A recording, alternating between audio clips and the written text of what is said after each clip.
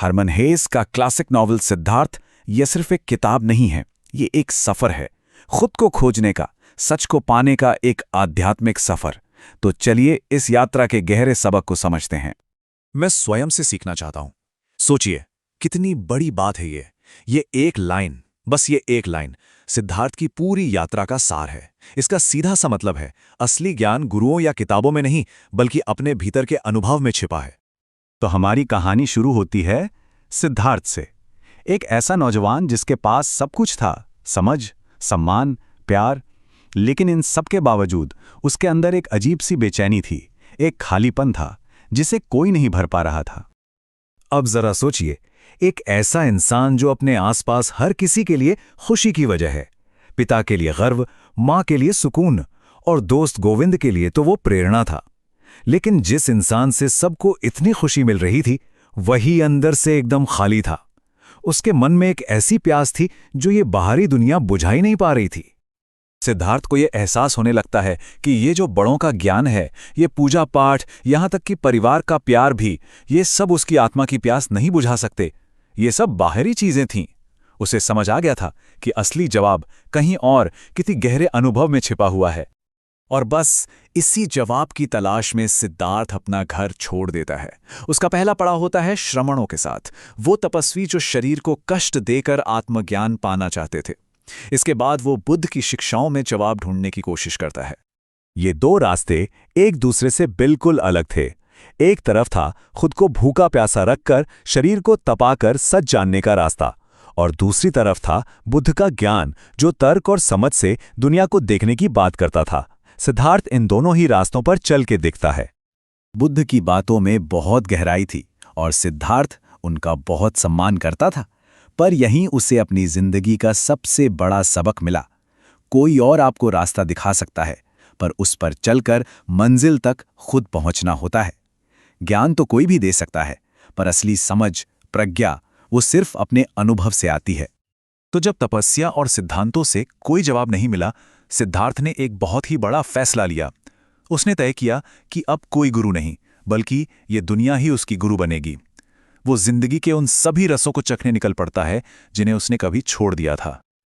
और सिद्धार्थ इस दुनिया में पूरी तरह से डूब जाता है। वो प्रेम की कला सीखता है, व्यापार में माहिर हो जाता है, लेकिन जैसे जैसे उसकी तिजोरी भरती है, उसकी आत्मा खाली होती जाती है। उसकी अंदर की आवाज धीरे धीरे खामोश हो जाती है और आखिरकार वो इस सबसे भी ऊब जाता है। कमला की ये एक बात सिद्धार्थ के अकेलेपन को बिल्कुल सटीक तरीके से बताती है। वो दुनिया के बीच तो था, पर उसका हिस्सा नहीं बन पा रहा था। वो प्यार कर रहा था, अमीर बन रहा था, लेकिन असल में कुछ भी महसूस नहीं कर पा रहा था। सब कुछ एक खेल जैसा था। और अब आता है सिद्धार्थ की जिंदगी का सबसे निचला, सबसे अंधेरा मोड़। वो इतना टूट जाता है, इतना निराश हो जाता है कि सब कुछ खत्म कर देना चाहता है। लेकिन यही अंधेरा उसके आध्यात्मिक पुनर्जन्म की सुबह लेकर आता है। उस पल की कल्पना कीजिए, सिद्धार्थ नदी के किनारे खड़ा है, अपनी जिंदगी को देख रहा है और उसे सब कुछ बेकार लग रहा है। वो इसे खत्म कर देने की सोच रहा है। कोई उम्मीद नहीं बची है, सिर्फ गहरी, बहुत गहरी निराशा है। और ठीक उसी डूबते हुए पल में उसके कानों में एक आवाज गूंजती है, ओम। वही पवित्र ध्वनि जो उसने बचपन में सीखी थी। इस आवाज ने उसे थाम लिया, उसकी आत्मा को जैसे जगा दिया। उस पल उसका पुराना थका हुआ मैं मर गया और एक नए सिद्धार्थ का जन्म हुआ।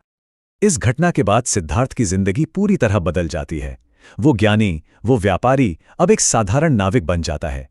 और अब उसका सबसे बड़ा गुरु कोई इंसान नहीं, बल्कि खुद वो बहती हुई नदी बनती है।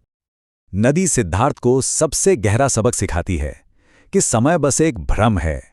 नदी के लिए क्या कल, क्या आज, क्या परसों, वो तो हर पल, हर जगह एक साथ मौजूद है। ठीक वैसे ही जीवन भी एक निरंतर प्रवाह है, जहां सब कुछ इसी एक पल में मौजूद है। धीरे धीरे सिद्धार्थ नदी की हर आवाज को सुनना सीख जाता है। हंसी, रोना, जन्म, मृत्यु। और एक दिन उसे एहसास होता है कि ये हजारों अलग अलग आवाजें मिलकर सिर्फ एक ही शब्द बनाती हैं, ओम। उसे समझ आता है कि पूरा ब्रह्मांड एक ही सुर में गा रहा है। आखिर में सिद्धार्थ को वो मिल जाता है जिसकी उसे तलाश थी, आत्मज्ञान। और कहानी वहीं आकर मिलती है जहां से शुरू हुई थी। जब उसकी मुलाकात अपने पुराने दोस्त गोविंद से होती है, जो अब भी जवाब ढूंढ रहा है। और गोविंद को सिद्धार्थ अपनी अंतिम और सबसे गहरी सीख देता है। वो बताता है कि ज्ञान यानी फैक्ट्स और इंफॉर्मेशन तो बांटे जा सकते हैं, लेकिन प्रज्ञा यानी उस सच को खुद महसूस करना, वो अनुभव किसी को दिया नहीं जा सकता। वो तो खुद ही जीना पड़ता है।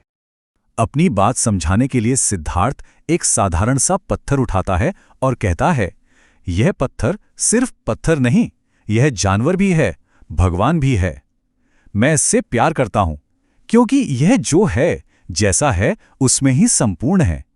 मतलब हर चीज में, चाहे वो पत्थर हो या इंसान, पूरा ब्रह्मांड छिपा हुआ है। तो सिद्धार्थ की ये यात्रा हमें इस गहरे सवाल पर लाकर छोड़ देती है, ज्यादा जरूरी क्या है, दुनिया को समझना या बस उससे प्रेम करना? इसका जवाब शायद हर किसी को अपने अंदर ही खोजना होगा।